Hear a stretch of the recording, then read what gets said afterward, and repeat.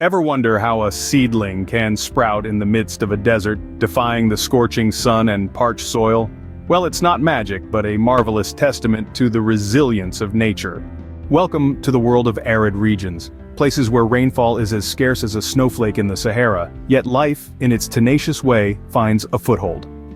This narrative is about the intricate relationship between plants, soil, and water in these harsh environments, about how plants react to stress and how human ingenuity manages crops in such regions. In these arid landscapes, the bond between plants, soil, and water is a unique dance of survival. The soil, often sandy or rocky, drains water swiftly, leaving little for plants to drink. But Mother Nature has a knack for adaptation. Plants in these regions have developed fascinating coping mechanisms to thrive in such conditions. They grow long roots, reaching deep into the earth to tap into hidden water reserves. They reduce leaf size to minimize water loss, and some even develop a waxy coating on their leaves to prevent evaporation. But what happens when the going gets tough? Even for these hardy desert dwellers. When water is scarce, plants enter a state of stress.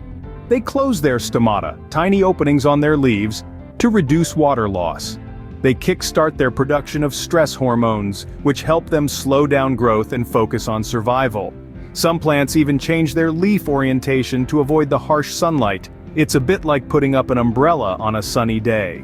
Now, growing crops in such regions might sound like a Herculean task, but it's not impossible. It just requires a different approach. Crop management in arid regions is a blend of science and art. It involves choosing the right crops, ones that are drought-resistant and can thrive with minimal water. Farmers implement techniques like drip irrigation, which delivers water directly to the root zone of plants. They use mulching to reduce water evaporation from the soil.